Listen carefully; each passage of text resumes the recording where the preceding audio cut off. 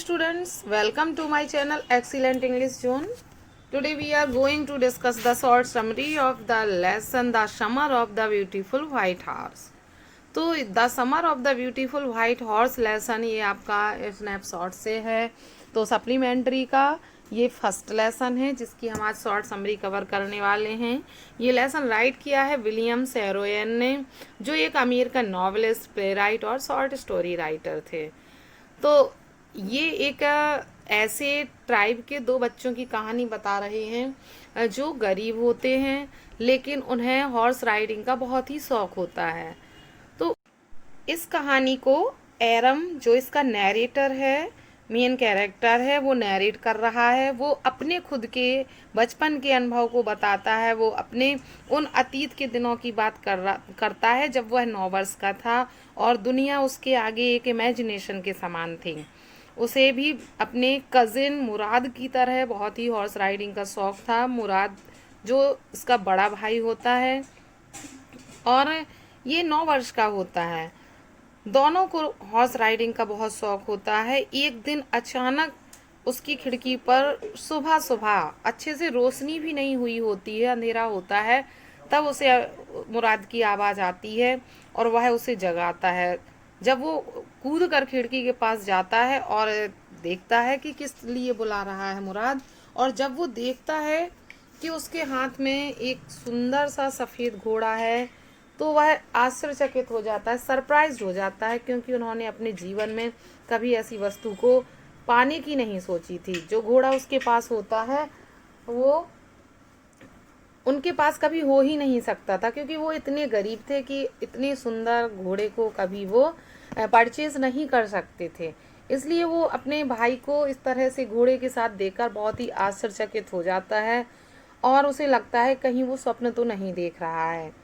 लेकिन जब मुराद उसे कहता है क्या तुम हॉर्स राइडिंग करना चाहोगे, यदि तुम करना चाहते हो तो बाहर आ जाओ, और एरम को बिलीव नहीं होता है, नैरेटर को बिल्कुल भी बिलीव नहीं होता है कि ये घोड़ा उसके पास कहाँ से आया, क्योंकि वह चोरी कर नहीं सकता था। वो एक ऐसे ट्राइब से थे जो अपनी ऑनेस्टी के लिए बहुत फेमस थे। ऑल्दो वो गरीब थे लेकिन उनकी ऑनेस्टी बहुत दुनिया भर में जानी जाती थी, इसलिए वो चोरी तो कर ही नहीं सकते थे। लेकिन एक गरीब के पास इतना सुंदर घोड़ा पाना या होना एक तरह से चोरी से कम नहीं था, इसलिए वो सरप्राइज भी होता है। लेकिन वो भी बहुत ही फॉन्ड ऑफ होता है, हॉर्स राइडिंग करने का बहुत शौकीन होता है, इसलिए वो बाहर आ जाता है। और मुराद से जब वो क्वेश्चन करता है कि तुमने ये घोड़ा कहाँ से चुराया, तो वो कहता है क्या तुम हॉर्स राइडिंग करना चाहते हो या नहीं। वह समझ जाता है क्योंकि वो बहुत शौकीन था, इसलिए वह उसके साथ घोड़े पर बैठकर चला जाता है। और दोनों वहीं अंगूर के खेतों के आसपास घास में हॉर्स राइडिंग करते हैं। और काफ़ी देर हॉर्स राइडिंग करने के बाद मुराद उसे घोड़े से उतार देता है और कहता है कि मुझे अकेले ही घुड़सवारी करना है, तुम यहाँ उतर जाओ। तो एरम भी कहता है कि मैं भी अकेले ही हॉर्स राइडिंग करना चाहता हूँ, क्या तुम मुझे इसके बाद करने दोगे। और मुराद उससे कहता है कि अगर तुम घोड़े को संभाल सकते हो तो तुम कर सकते हो।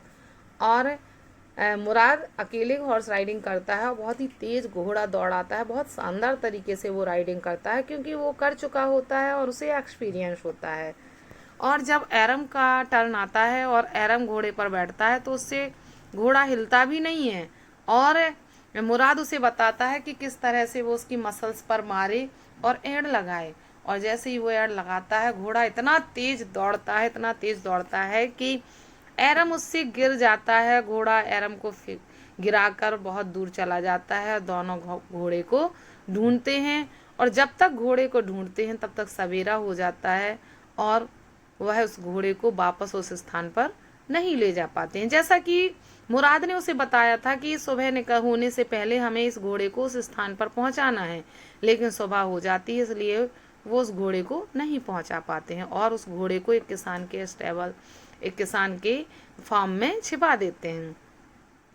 जब एरम घर पहुंचता है तो एरम के जो अंकल थे जिनका नाम खौसरोव होता है वो वहां आ जाते हैं एरम के अंकल बहुत ही उग्र मिजाज के थे, चिड़चिड़े टाइप के एक व्यक्ति थे। वो किसी की कभी बात नहीं सुनते थे और अपनी तेज आवाज से वो हर किसी को चुप करा देते थे। और उनका एक डायलॉग रहता था हमेशा, इट इज नो हार्म, पे नो अटेंशन टू इट। हर बात पर कहते थे इसमें कोई नुकसान नहीं है और इस पर ध्यान मत दो। उनकी एक यहाँ पर छोटी सी इंसिडेंट भी यहाँ पर डिस्क्राइब करी जाती है कि वो एक बार बार्बर की शॉप पर बैठे थे, वो कटिंग करा रहे थे। उनका खुद का बेटा दौड़ते हुए उनके पास आता है और पूछता है और बताता है कि घर में आग लग गई है। तो उनका बेटा जो जिसका नाम एरक होता है, वो जब दौड़ते हुए आकर बताता है तो वो कहते हैं इट इज़ नो हार्म, पे नो अटेंशन टू इट, इसमें कोई नुकसान नहीं है, ध्यान मत दो, कोई नुकसान नहीं है। तो बार बार खुद सरप्राइज हो जाता है और कहता है कि आपको घर जाना चाहिए। तो वह बार बार पर ही चिल्लाने लगते हैं। तो ऐसे ही वो अक्सर करते हैं। तो उसके अंकल जब वहां पर बैठे होते हैं तभी वो व्यक्ति आता है जिसका घोड़ा होता है, और वो वहां पर जब पहुंचता है बड़ा उदास सा बैठ जाता है, जिसका नाम जॉन बायरो होता है। तो जॉन बायरो वो उस नगर में रहने आते हैं और वहाँ की लैंग्वेज सीख जाते हैं, क्योंकि वो वहाँ अकेले नहीं रह अकेले बोर होते हैं तो वहाँ की लैंग्वेज जानने लगते हैं और इनके घर में उसका आना जाना भी हो जाता है। तो वो बताते हैं कि मेरा घोड़ा चोरी हो गया है, बड़े दुख की बात है कि 1 महीने पहले ही किसी ने चोरी कर लिया था, मेरा घोड़ा अभी तक मिला नहीं।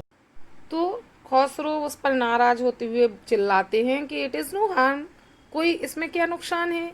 कहते हैं कि हम सभी ने अपनी मदरलैंड को खोया है, तो फिर घोड़े के लिए क्या रोना, इस तरह से चिल्लाने लगते हैं। वो कहता है मेरी घोड़ा गाड़ी बिना घोड़े के यूज़ नहीं हो पा रही, उसका क्या काम है और मैं उससे बहुत परेशान हूँ, मुझे यहाँ 10 मील तक पैदल चल कर आना पड़ा।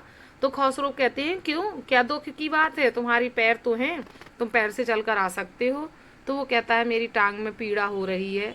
वो अपनी परेशानी बताता है, लेकिन खसरो का वही डायलॉग होता है कि कहते हैं कि पे नो अटेंशन टू इट, इस पर ध्यान मत दो। जब खसरो कहते हैं कि मेरा घोड़ा $60 का था, तो वो कहते हैं मैं ऐसे पैसे पर थूकता हूँ, पैसे के लिए नहीं रोना चाहिए। तो बायरो नाराज होकर वहां से चले जाते हैं और एरम सब कुछ सुन रहा होता है। उसे पता चल जाता है कि मुराद 1 महीने से घोड़े का यूज़ कर रहा है और मुझे उसने झूठ बोला कि एक दिन अभी आज ही मैं घोड़ा लाया हूँ। और वो सीधा मुराद के पास जाता है जो एक पक्षी का घाव भर रहा होता है और वह उसे सब कुछ बताता है। तो दोनों वो कहते हैं कि हमें घोड़ा क्या लौटाना चाहिए। तो एरम कहता है जब तक कि मैं नहीं सीख जाता हूँ तब तक हम घोड़ा नहीं लौटा सकते हैं। मुराद उससे कहता है तुम्हें 1 साल लग जाएगा कम से कम सीखने के लिए। तो एरम कहता है क्या हम 1 साल तक और घोड़ा नहीं रोक सकते हैं। इस तरह से काफ़ी समय तक वो लोग घोड़ा को छिपाए रखते हैं और सवारी करते हैं, लेकिन मुराद तो अच्छे से सवारी करता है और जब उसका टर्न आता है तो एरम का, तो घोड़ा ऐसी ही हरकत करता है, वह उसे गिरा देता है और फिर भाग जाता है। काफ़ी समय ऐसा चलता रहता है। एक दिन मिस्टर वायरो वहाँ पहुँच जाते हैं उसी अंगूरों के खेत के पास जहाँ पर ये प्रैक्टिस कर रहे होते हैं और वो अपना घोड़ा पहचान लेता है, लेकिन क्योंकि उनका ट्राइब ईमानदारी के लिए इतना फेमस होता है कि वह उस पर आरोप नहीं लगाता है और वो विश्वास भी नहीं करता है कि ये उसी का घोड़ा है, जबकि उसका सेम शक्ल का घोड़ा है। तो वो कहता है कि बिल्कुल मेरे घोड़े के जुड़वा हैं, लेकिन मैं ये नहीं कह सकता हूँ कि ये मेरा घोड़ा है। दोनों समझ जाते हैं कि अब उन्हें घोड़ा लौटा देना चाहिए और उसी दिन शाम को उनके अस्तबल में घोड़ा पहुंच जाता है। सुबह बायरो को अपना घोड़ा मिल जाता है और अगले दिन बायरो उस घोड़ा को घोड़ा गाड़ी के साथ लेकर वहां पहुंचता है और उसकी माँ को दिखाता है कि आखिर मेरा घोड़ा वापस मिल गया। और वो धन्यवाद देता है कि मैं ईश्वर का शुक्रगुजार हूँ कि मेरा घोड़ा और भी स्ट्रांग हो गया है और उसका मिजाज भी बदल गया है और वो खुश रहता है। तभी खसरो कहते हैं कि बस बहुत हो गया है, अब शांत हो जाओ, तुम्हें तुम्हारा घोड़ा मिल गया है, अब इस बात पर ध्यान मत दो। इस तरह से ये कहानी कंप्लीट होती है। तो मिलते हैं नेक्स्ट वीडियो में इसके शॉर्ट आंसर के साथ। आज के लिए इतना ही। वीडियो अच्छा लगे तो वीडियो को लाइक करें और अगर आप ऐसे ही अपने कोर्स को कंप्लीट करना चाहते हैं तो चैनल से जुड़े रहें, चैनल सब्सक्राइब करना ना भूलें। Thanks for watching video.